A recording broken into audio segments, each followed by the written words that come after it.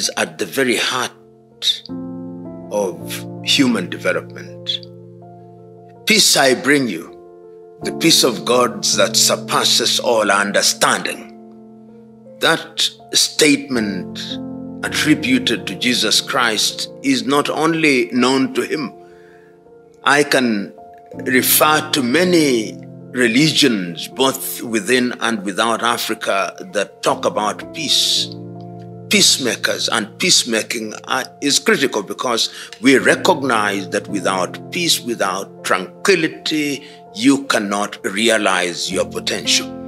And African communities, like other communities, have always had means of mediating conflict, because conflict is part and parcel of human engagement, part and parcel of society. And it is therefore important to reiterate that peacemaking is an exercise that must never be poo-pooed, it must never be abandoned. Of course, peacemaking is not always successful, but history has also taught us that all conflicts throughout the ages always end with peace. So you choose either to engage in war and suffer the pain, then make peace, or make peace in order to avoid war. The choice is ours. Let us ask ourselves how the UN came about, because that is important. After the European tribal wars, which were normally referred to as the World War, the first European tribal wars, which was 1914 to 1918, we created the League of Nations.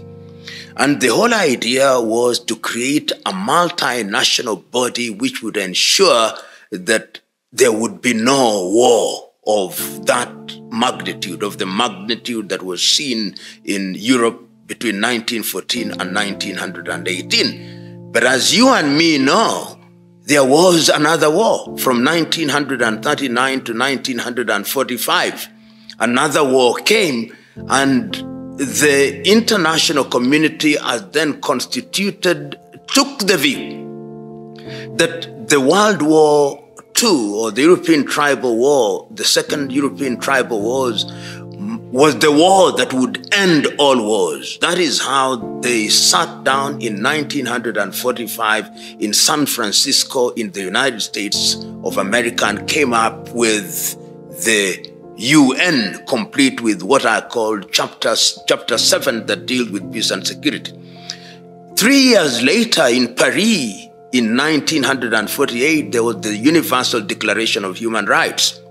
And this is the period when you begin to see the decolonization culminating in the independence of India in 1947-48. And in 1949, the international community once again sat down in Geneva to come up with the 4 Geneva Conventions dealing with war. So you can see that the UN, the motivation behind the creation of the UN was to ensure that there is a body that can work towards ensuring that there is sustainable peace, and also to ensure that if there is conflict, there would be an international intervention which would enforce peace or create peace. The truth and the reality is that has not always happened. Because no sooner had the World War ended than we saw the Korean Wars in 1953, and a series of other conflicts that then took place. We see after India regains independence, we see the breakaway with Pakistan in 1971. We see the breakaway with the Bangladesh. We see what happens in Indonesia with the East Timor, and in Africa we see what happened in Congo in 1961 after the assassination of Patrice Emery Lumumba, and the UN is invited. We see the invitation of the UN after the civil war in Nigeria. We see the entry of the UN in different settings. And there are cases where the UN peace missions have contributed positively. But there are cases where they have not contributed as they ought to have, and they have been accused. In the Rwanda situation during the 1994 genocide against the Tutsis, the UN missions were there. We have seen the UN missions in Congo being accused of smuggling. We have seen the UN mission in Burkina Faso, and right now we have seen the Mali government say that they do not want the UN peacekeeping forces. So it has been a mixed kind of situation with the UN forces. Remember that the UN does not have a standing force of its own.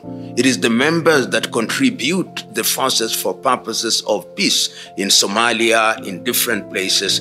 So there is a case to say that you need a multinational force operating under the aegis of the United Nations or under the aegis of the African Union for purposes of ensuring that there is a neutrality in the enforcement of peace. But as I've already indicated, it is not always the case that they fulfill their mandate without causing trouble or without one side or the other being dissatisfied with the manner of the execution of that mandate.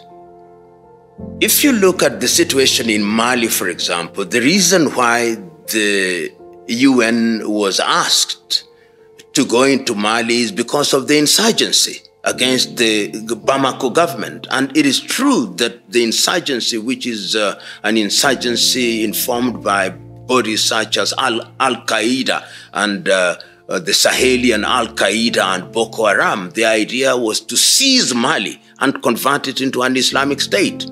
The same thing you see in Central African Republic, where they have such a situation. The same thing in Burkina Faso. The same thing in Chad and Niger. So that in the Sahelian region, what has happened is that terrorist groups claiming to act under the force of religion, saying that we do not want Western education. In fact, what Boko Haram means, simply that the book is illegitimate. The book is haram.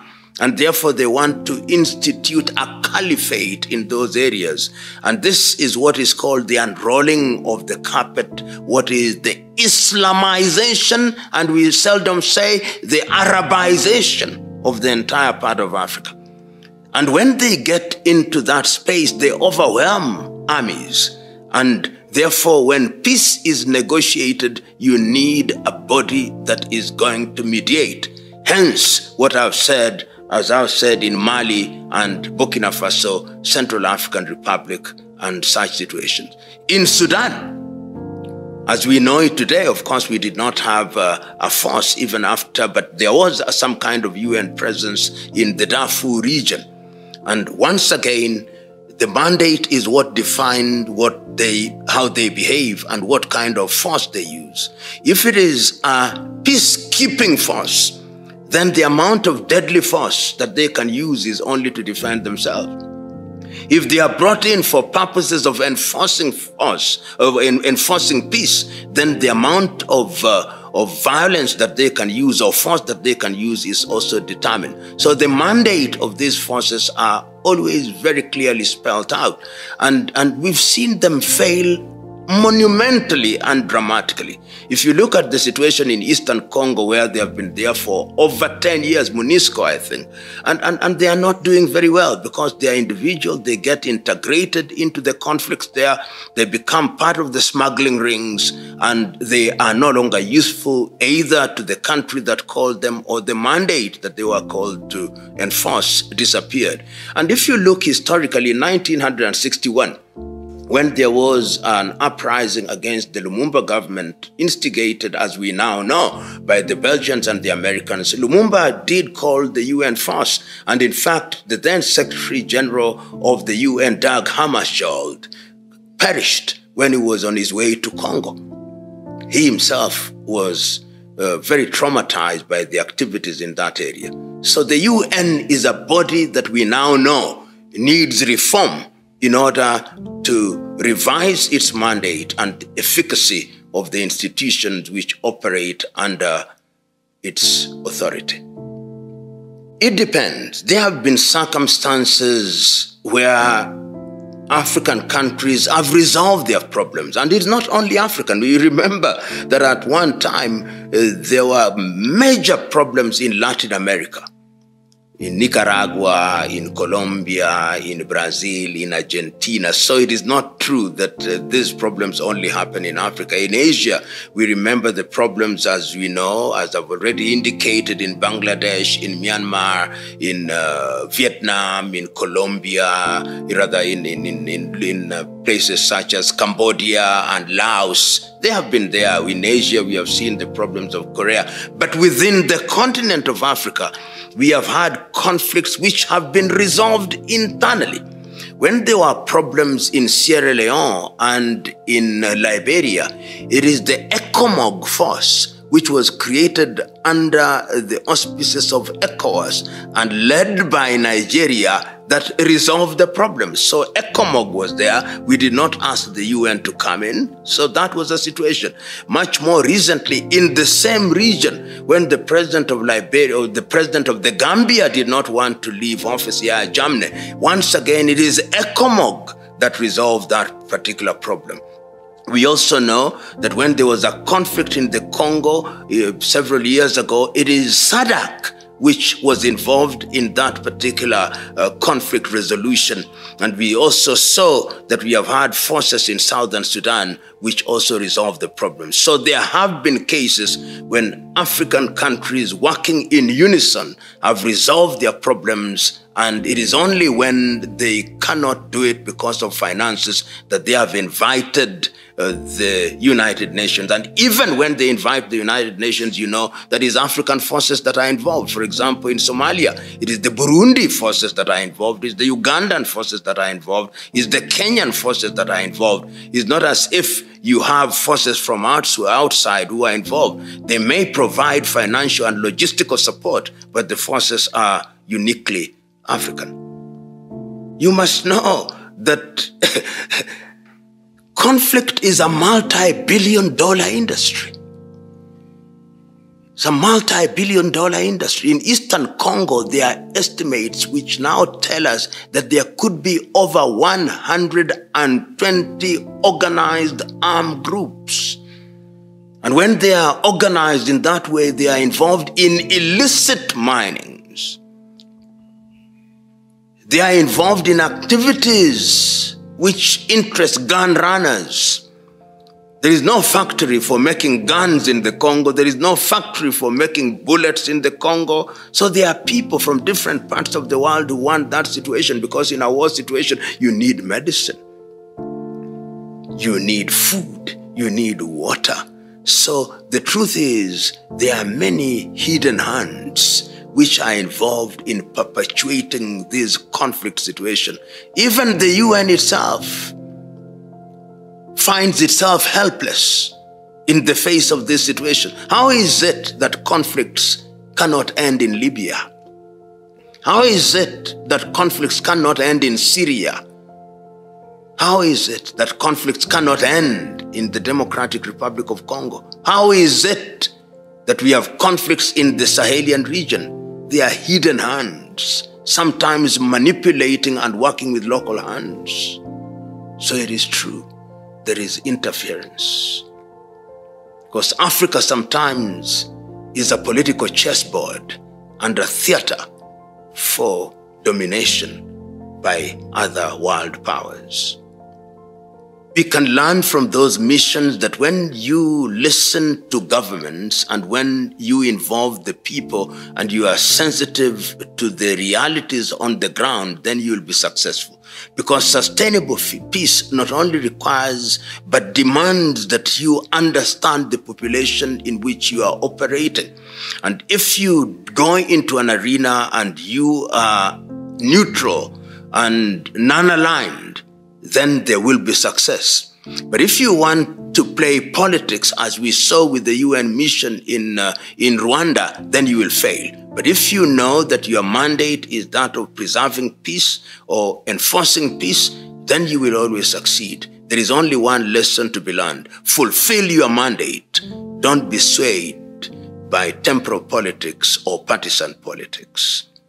I am of the view, and I may be wrong, that if the Russian-Ukrainian conflict were to be left to the Russians and Ukrainians, it would not have taken more than 2 months.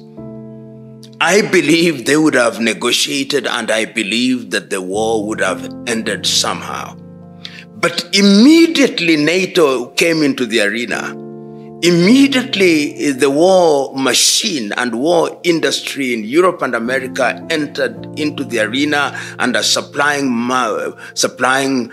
war equipment, aircraft, missiles and bullets. Then it became an industry. And I would want to see the profits that have been made by the companies that manufacture arms in Europe and America after this war. I think their profits must have jumped by several percentage points. Just the supply of equipment and other logistical support is in the millions. Because all these monies and all these things that are being supplied to Ukraine, they'll pay for them. When the time for reparation comes, when there is something in the equivalent of a Marshall Plan to rebuild Ukraine, people are going to make money in the billions. And remember that Ukraine is now a theater of war for Western arms manufacturing companies to also test their equipment. They are testing. Now they are taking the cluster bomb, which have not been used in war for a long time. They now want to see what developments have been made and how they work in a real war situation. These are malevolent individuals who are perpetuating this war. So it is true to say that there is big business that is playing out in Ukraine. You know, the year 2021, I think, was the year of silencing the guns in Africa. It came, the guns were not silenced. And in my view, one of the things that Africa should do as Africa is to say no military bases by any foreign power in the continent of Africa.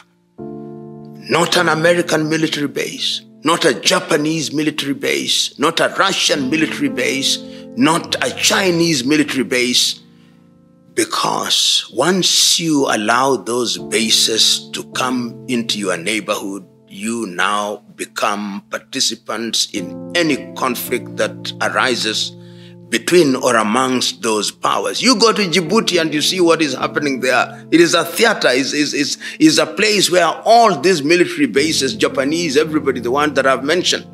So in order to have peace, under the aegis of the African Union, Africans must make a resolution, no military bases. And once they agree that they have no military bases, then you have collaboration and cooperation. And they must say, no more Africans are going to be trained in West Point or Sandhurst, or going to be trained outside of the continent. We train ourselves, have our military, which is informed by the African reality for purpose of defense. That is the only thing that is going to guarantee. And in order to do that, one of the things that African countries must do is to resolve the outstanding conflicts and look to the root of those conflicts. If you go to Ethiopia, we must ask ourselves why the Tigray are dissatisfied, why the Oromo are not happy, why the Amhara are not happy, why the Somalis are not happy. When we go to Cameroon, we've got to ask ourselves why the Ambazonians are not happy. When we go to Central Africa, the same. When we go to Congo, the same. When we go to Mali, when we go to Namibia, the same. When we go to Zimbabwe, the same. When we go to Somalia, the same. And once in Sudan, the same. South Sudan, the same. And we come to the table and resolve those conflicts. And once we resolve them, then we go into the second phase of ensuring that as and when conflicts emerge, we very quickly move in to mediate them. One of the things that we must not do in the face of the many conflicts is to play the ostrich by burying our heads into the sand and believe and behave as if those conflicts will resolve themselves. They must be resolved by us.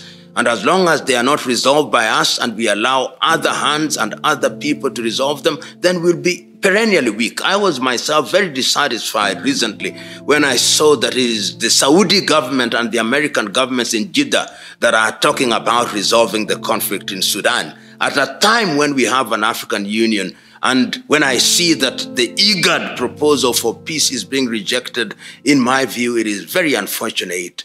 And we ought to ask ourselves very quickly what it is that we can do for purposes of ensuring that we are participating in resolving this conflict within the continent of Africa by ourselves, and we can.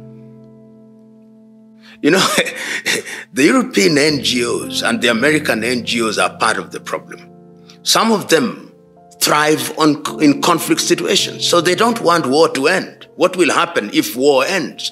And some of them are also used as spy agencies. They get into communities and they disempower communities. This idea that you have somebody who tells you that they are going to feed you and supply you with energy biscuits and to supply with water and all these other things for the rest of your life is disempowering. Some of these organizations were created for purposes of dealing in emergency situations, and what is emergency has now become permanent. One of the things that we must do is to begin to have these organizations disengage. That is not to say that some of them have not done a good job. There are some which, in my view, over the years have done a good job.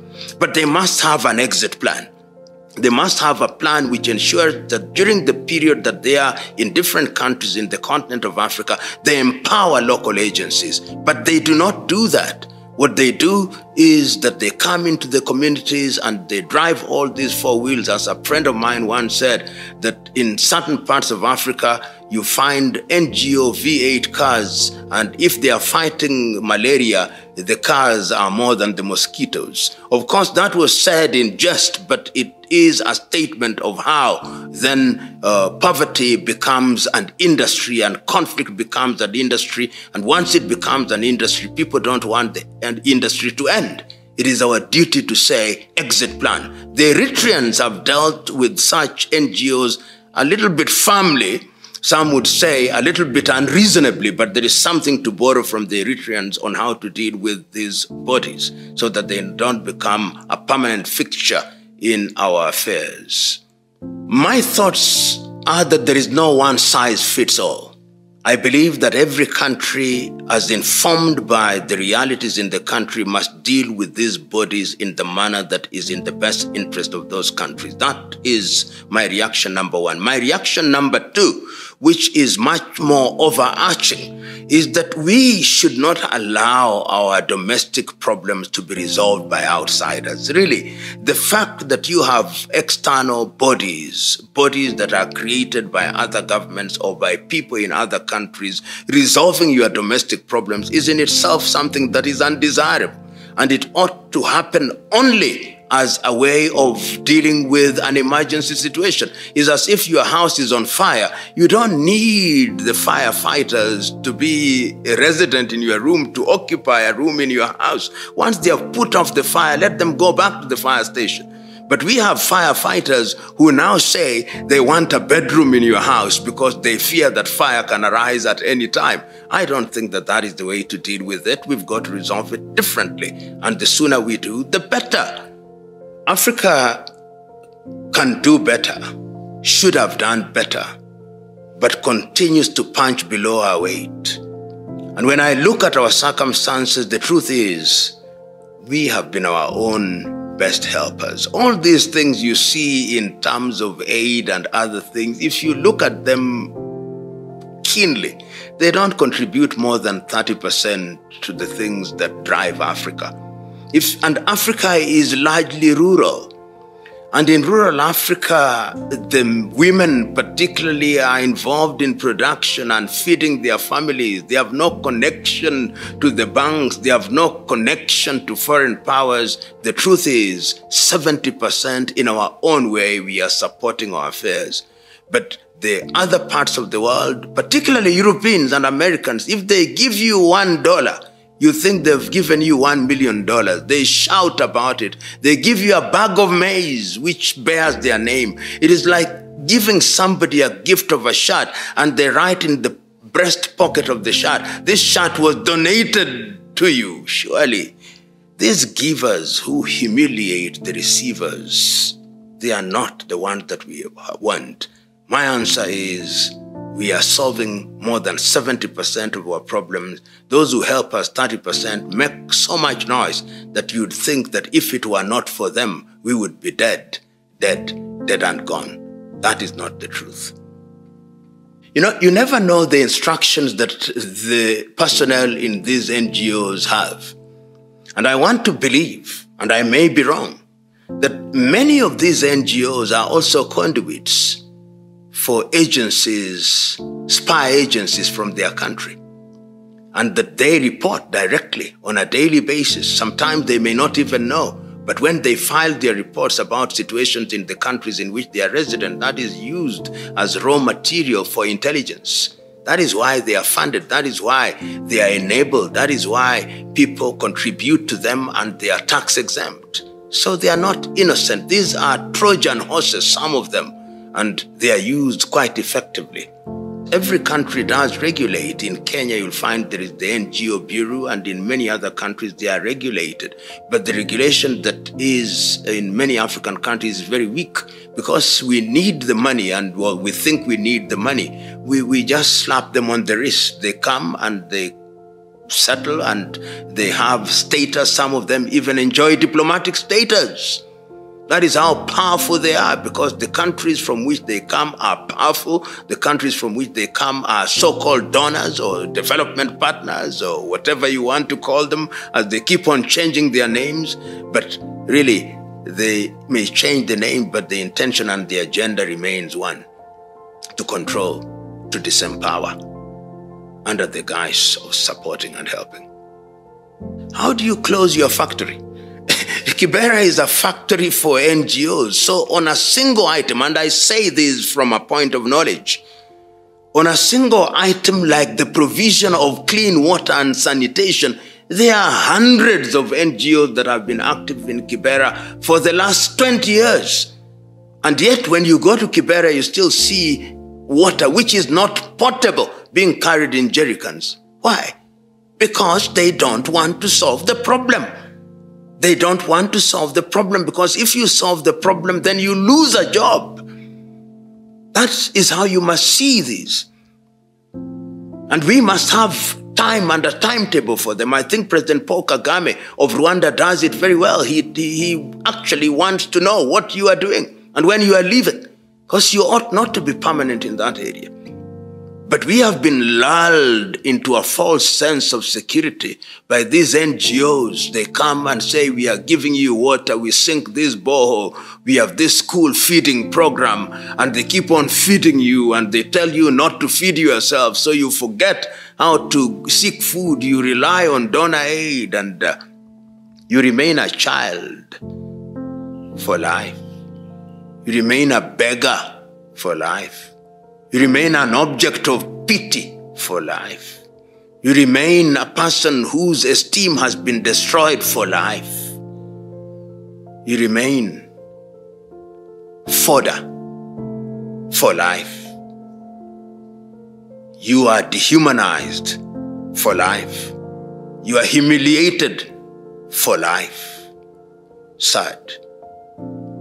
Governments, African governments must play their role. We have played the blame game for too long. We must also say that the reason why those NGOs are in our countries is because our governments have failed. Governments are instituted amongst men and in countries for purposes of using taxes to resolve those problems. But what do we have in many African governments? Thieves, who when they are made to preside over health services, they steal the money. When they are made to preside over road, they steal the money. When they are made to preside over school, they steal the money. If you look at some of the richest men and women in Africa, they are to be found in government. The poorly paid civil servants in Africa are paradoxically the richest. And what do? The money that is meant for water, the money that is meant for health, for education, they steal it and build hotels. Hotels have now become their favorite. And if they don't build hotels, they are building apartments. And if they don't build apartments, they are keeping the money in Panama. And now they are beginning to keep it in Mauritius and the Cayman Islands and Guernsey Island. Governments in Africa are underperforming. And therefore, these NGOs are filling that void. And we must, as a people, make demands of our government. Our threshold of satisfaction as a people in Africa is very low. We don't make demands of those whom we elect into government, and they have great contempt for us. And that is the problem. If African governments were to do things properly, you would not need NGOs. And there are countries where they are doing things properly. If you go to Mauritius, things are being done properly. If you go to Seychelles, things are being done properly. If you go to Botswana, things are being done properly. You go to Rwanda, things are being done properly. If you go to Tanzania, they are beginning to do things properly. If you go to Uganda, certain things are being done properly. When I was growing up in Nairobi, things were being done properly. Garbage was collected 3 times a day. There were hot lunch in Nairobi. There was free education, free indeed, with exercise books and textbooks being supplied. There was medicine in our dispensaries and in all other places. Then we lost the script. Then we dropped the baton and we started electing a bunch of thieves into public office. And we have never recovered because we ran kleptocracies masquerading as democracies. We are part of the problem, we the people. Democracy requires that the people themselves are eternally vigilant. It is we who elect those individuals. If you allow yourselves to be persuaded by individuals to elect them because of your ethnic affiliation or because they have corrupted you, then you are making the mistake. If you go to countries where people make demands of their leaders, things are being delivered. You go to the Scandinavian country, you go to Norway, you go to Denmark, you go to Finland, you go to Sweden and see how things are working. Because if you joke, the people will come and make you resign. But here, a person steals and we say we know he is a thief, but he is our thief. How can a country grow?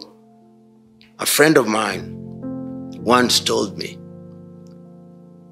that when you blame the windmill, you must also blame the wind. The leaders are the windmill, we are the wind. If we choose to swim in the sea of ignorance, then we can only discover islands of corruption. But if we choose to swim in the seas of meritocracy, then we can discover islands of hope.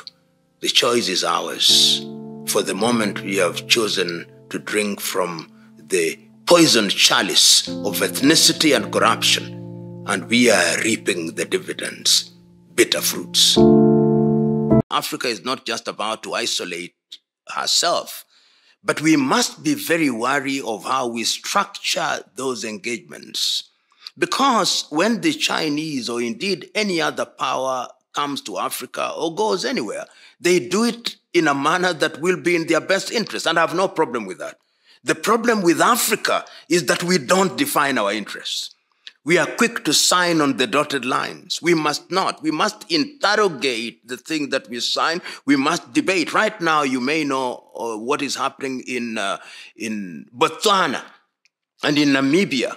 They have had a mining agreement with De Beers. Hey guys, as you're watching this video, our vision is to reach 500,000 subscribers. Hit the subscribe button, join membership to support our channel, join Patreon and PayPal. All the links are in the description. Do that to stand with us for this beautiful cause of One Africa right now. We do not forget to sign up for the petition. The link is down below. Appreciate it. Thank you so much.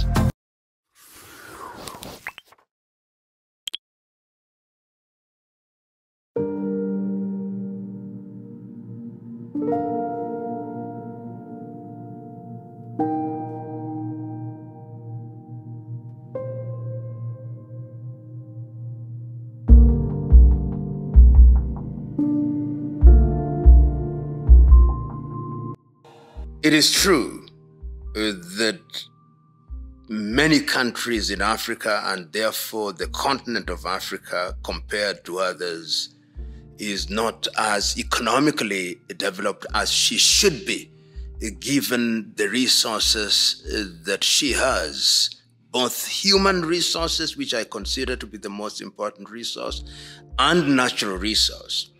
But the question you are asking me is not one that has not been asked before. It was asked of Julius Kambarage Nyerere in 1967, and this was his answer. He says, we in the continent of Africa do not necessarily believe that development are tall buildings and modern things. Those are good, and they are symbols of development. But what we consider to be the most important component of development is human development. Creating a man and a woman who has confidence, a man and a woman who is an agent for change and who can be a catalyst for that which is good for himself or herself and for the general good. So when we talk about development, we want to mention GDPs. That is also good. But do we ever talk about gross national happiness as the people of Bhutan do? But be that as it may, it is true that we could have done better in many areas. And there are many reasons why we have been held back. Your typical post-colonial state is just slightly over 60 years. When you talk about Ghana and even Sudan, if you may, if you want to say, that is in that category. And during that entire period, it must also be remembered that there have always been attempts, which are still alive and well, to ensure that Africa does not realize our potential. And one can give examples. A country like the Democratic Republic of Congo, which is the richest resource country on earth. No sooner had she gained her independence than the Belgians and the Americans were there, causing confusion, and that confusion is still alive today. So that as I speak, in the Democratic Republic of Congo, the eastern part of it, which has numerous resources, has no less than 120 militia groups. The Kinshasa government does not control it. So they are not in control of their gold, they are not in control of their coltan, they are not in control of their resources, they are not in control of their resources. If you go to southern Cameroons, people have not been going to school for the last 6 years in southern Cameroons or Ambazonia. We are witness to the recent happenings in Tigray, in Ethiopia, in Somalia, in Central African Republic, in Libya post-Gaddafi, in Sudan as we speak now with the Darfur and other places being bombed. So those are external factors that take advantage of internal contradictions. So with the consequence that Africa cannot do agriculture well, Africa cannot exploit her resources to engage in pharmaceutical industry properly. Africa is not enjoying the dividends of the fourth industrial revolution. We are now going into the fifth industrial revolution. We have become consumers of what we do not produce and producers of what we do not consume. Africa still is famous for producing primary goods with very little or minimum value addition. When you are in that business where you are a farmer of rubber in Liberia and the raw rubber is taken to Europe for Michelin to make tires, or Firestone to make tires, you cannot realize your potential. When you are a farmer of cocoa in Togo, La Côte d'Ivoire, or in Ghana, and you do not make chocolate, I know there are now attempts to make chocolate, but you take it to Cadbury in the United Kingdom or to Nestle in Switzerland, then you buy chocolate at 20 times what your cocoa was worth, then you cannot grow. When you have lithium in the Democratic Republic of Congo and in Zimbabwe and you do not make batteries, then you take it to Europe and America. When you have coltan and no African country apart from assembling mobile phones are all importing mobile phones, then you cannot. If you have coffee and you do not have value addition, it's Nestle that does. If you have milk and it's Lato that is doing it, and even today in Africa, almost all the major water bottling companies have been bought by Coca-Cola or Nestle. That is the state in which Africa finds herself. We are even importing fish in Kenya from China and fish feed from Brazil. when your currencies mean nothing, when your economy is totally dominated by the dollar, dollarized, when your banking system is controlled, when your insurance system is controlled, then you have a problem. When you do not engage in meaningful research, they are all sponsored by external bodies. When your foreign policy is dominated, when your policy in critical areas is dominated by others, when your institutions are financed by the others, you cannot develop. Or even if you appear to do, you cannot do it in a sustainable manner. When your economies are literally controlled by the Bretton Woods institution, the World Bank and the IMF, when your Pan-African Bank with the 88 members as the second largest shareholder, the United States of America, followed by Germany and France and EU, you cannot grow. In other words, Africa in many ways is still laboring under the weight of foreign domination. Initially, it was the colonial powers from Europe.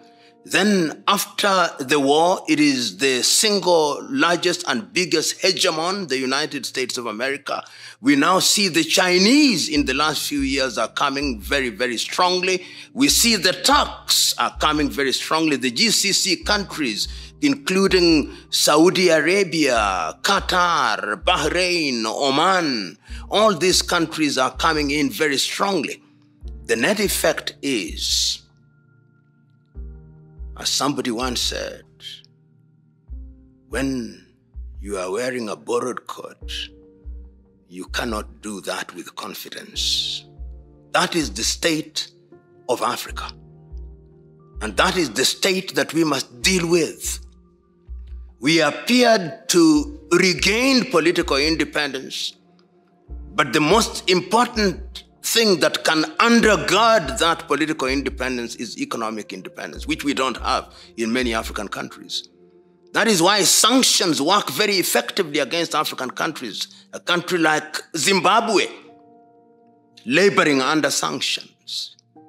Right now, we see South Africa being threatened with sanctions because our economies are shadow economies that are controlled from Washington, D.C., or from Paris, or from Lisbon, or from London.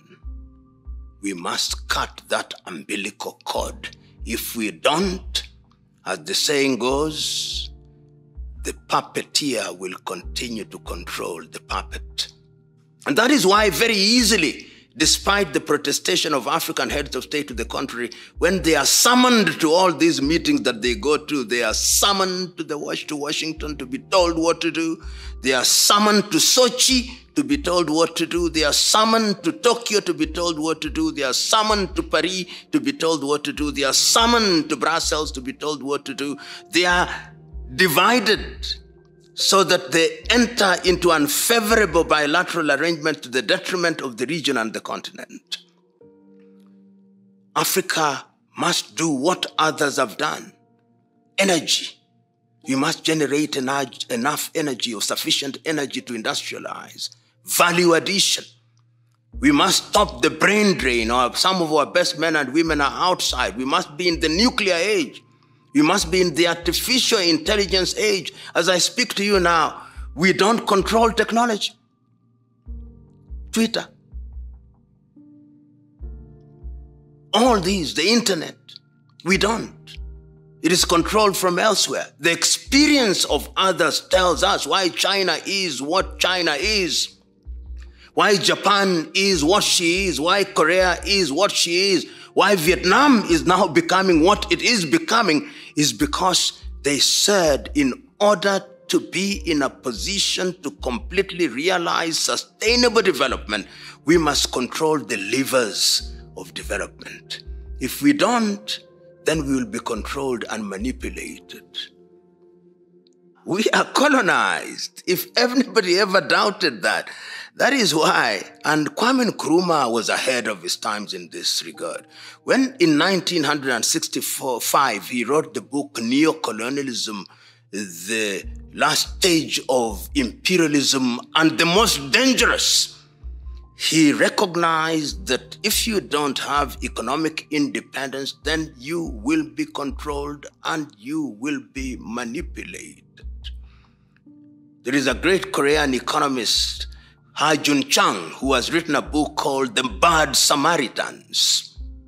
He tells us those who are donors, they call themselves donors and development partners, those are bad Samaritans. They prescribe poison for you while they eat nectar and honey. And Dambisa Moyo, the young Zambian economist, has told us why aid is a dangerous thing. So the colonization and the burden under which we labor today is very subtle colonization. Sometimes it's not even so subtle. Remember, the French, for example, still controlled the currency of their former colonies. Remember that the organizations which are created in the post-colonial era are designed to achieve that very thing. So we are still colonized. And our presidents sometimes are merely doing the bidding of the colonizers. It's never lost on me, for example, in the United Kingdom, and I have never understood this. When we are approaching an election, the leading presidential candidates are invited to a place called Chatham, and they are debating. It happened with Kenya in the run-up to the elections in 2022. It happened in Nigeria. I hope it will not happen in the case of Ghana and in the case of Zimbabwe. But it is a statement. You young boys, you are going to engage in what in our mind is essentially the appointment of a school head prefect or head girl. We want to assess how you debate and how you will behave when you ultimately become the head boy and the head girl. They don't say it in such crude terms, but I believe that that is what it is all about. Then they invite you to a program called Hard Talk to ask you difficult questions to see whether you can withstand. We are still colonized. It's painful. Trade, not aid. That is what is sustainable. There are early stages, and it cannot be discounted that there are mutual interactions which are desirable. We live in a world, so Africa is not just about to isolate herself. But we must be very wary of how we structure those engagements.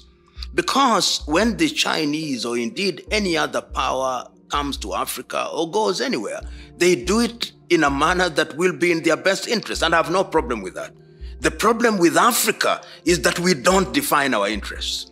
We are quick to sign on the dotted lines. We must not. We must interrogate the thing that we sign. We must debate. Right now, you may know what is happening in Botswana and in Namibia. They have had a mining agreement with De Beers, where De Beers has been taking 50% of the proceeds of the mining sector. And they are negotiating. And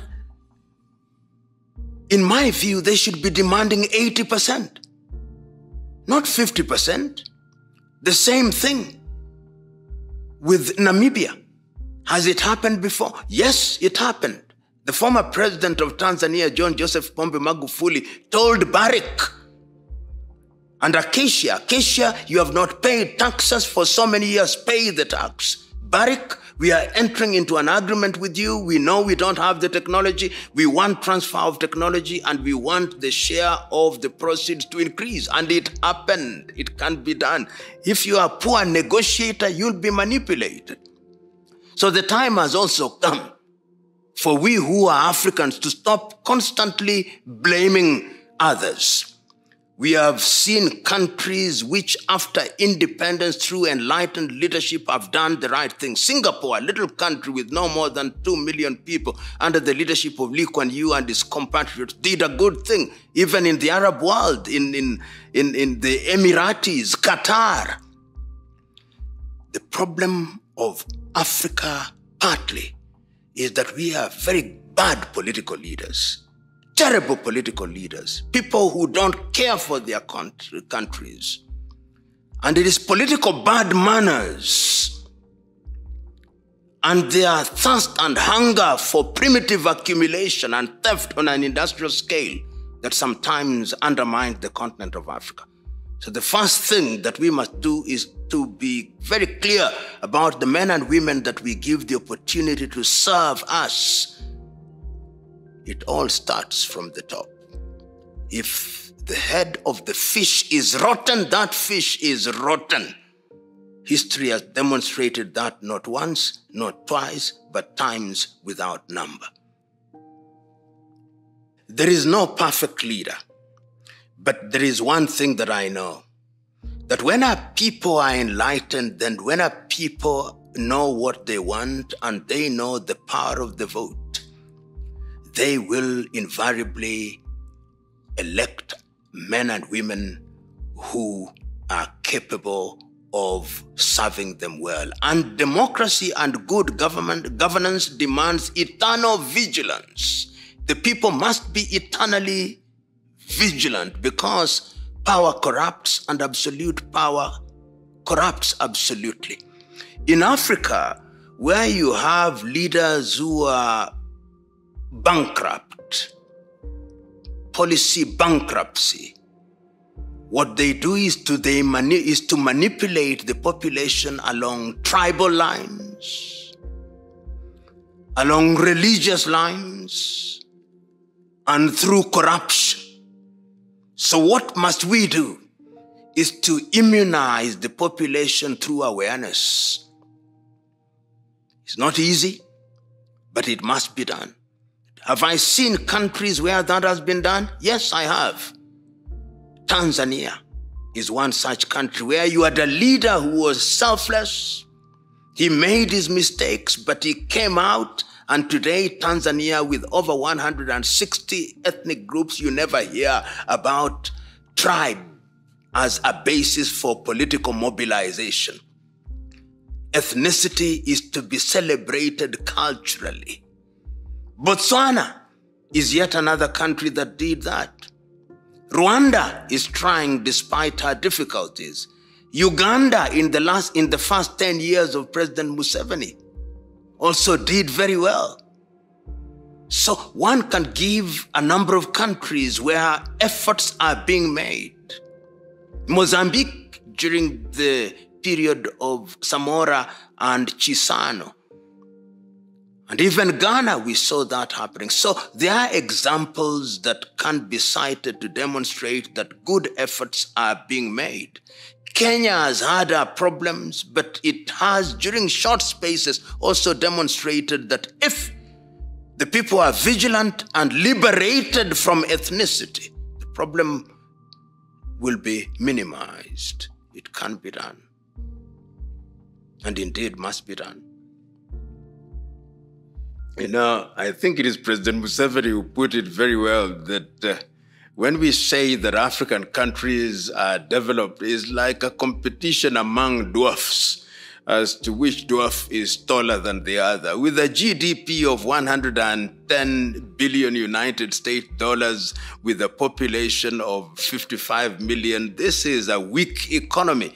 If you are to compare that with the economy, say, of Denmark, with a population of 5 million and a GDP of over 500 billion, with no natural resources, we had better stop talking about being developed. What we ought to be talking about is that we have performed very badly, and what we ought to be doing is to engage the overdrive gear. Do we have the human resource in Kenya? Yes. The human resource, fantastic.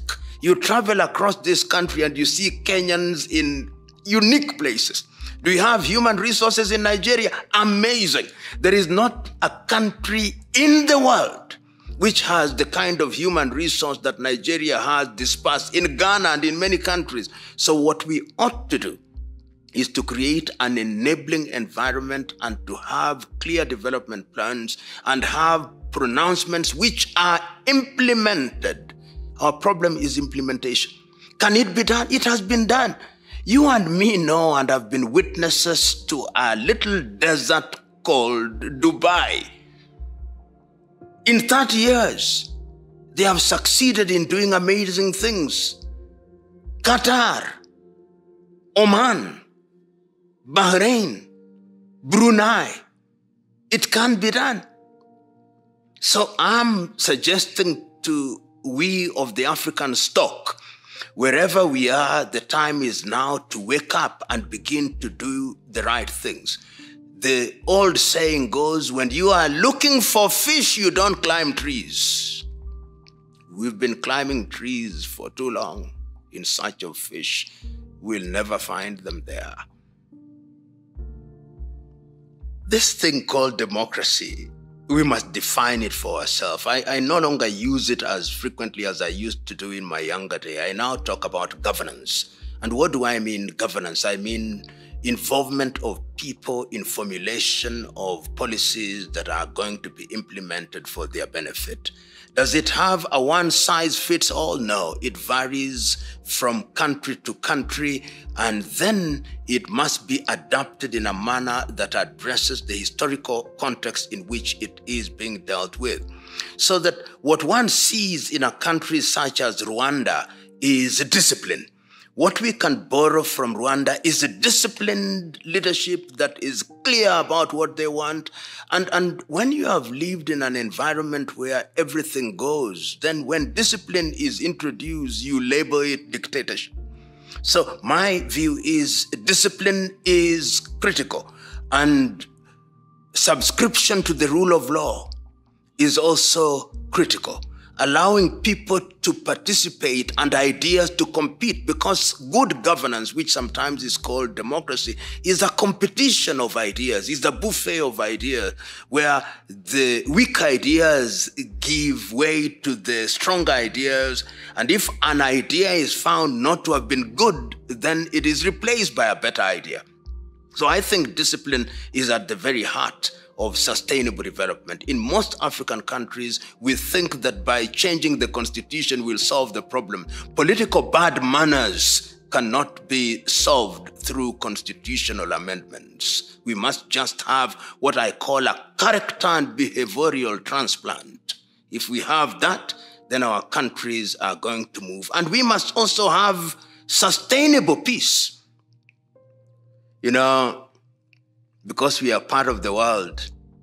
I was listening to a speech delivered on the 10th day of June, 1963, by the then American President John F. Kennedy at the American University, and he was delivering a commencement speech, and he was talking about the significance of peace in the world. Because peace is the foundation stone upon which governance is based. In the absence of peace, which is sustainable and is not the peace of the graveyard, it is peace that is born out of mutual respect and born around the realization that in the face of disorder, nothing is achievable. Peace, sustainable peace, the peace that surpasses all understanding. Let me talk about natural resources, and they must be seen in their diversity. And when we talk about natural resources, one would even be broad to talk about the physical resources, such as rivers, now the so-called blue economy. How are we using our hydroelectric resources? How are we using our geothermal resources? How are we using and manipulating minerals and other things? The answer to that question is value addition and expanding African markets. Do you know that intra-African trade stands at no more than 25%? Which means that within a population of nearly 1.5 billion, we are importing things that we ought not to import. We are exporting raw material without value addition. So going forward, in order to deal with our development and industrialization, we must begin to do two things. One, value addition. Setting our prices trading amongst ourselves, getting into the technology space. If you are not in the technology space, in the medical technology space, in the military space, in the mobile telephony space, in the artificial intelligence space, then your resources will always be taken away from you, because in their raw form, they don't have any value to you. But if you have gone into the technology and industrialization space, then you will have appetite for them. And I think that that is what Africa must do. Is it beginning to happen? Yes, it is beginning to happen. You are beginning to see, for example, in the area of value addition, in a number of countries now, we are setting up industrial parks, including countries such as Rwanda, Uganda, Nigeria, Ghana, Kenya, South Africa, of course. They are setting up these industrial parks because they say this will be the incubation ground, which will then enable us to go to the next stage, because science does not know boundaries. So when it becomes a question of borrowing technology and sharing experiences, the global arena does provide. What it is that we must do is to say, what is in it for us? And fortune favors the vigilant. The great Indian Rabindranath Tagore once said, "You cannot cross the ocean by staring at it. You must try crossing it." That is what we must do. Development, understood in the broad sense to mean human development, and human development as therefore the enabler and the facilitator for the manipulation of natural resources, is at the heart of human development. And if Africa is to realize our potential, our human resources must be enabled through research, through provision of opportunities, so that they are able to utilize and to unleash their intelligence in order to manipulate the things that divinity and God has given to them. The last time I read the good book, it said, "Go ye and subdue the world." And you can only subdue the world when you are doing things that will be useful for you and generations yet to be born. In other words, what man can dream about, man can do. We have been dreaming for too long. The time is now for us to wake up, to give meaning to the things that we have dreamt.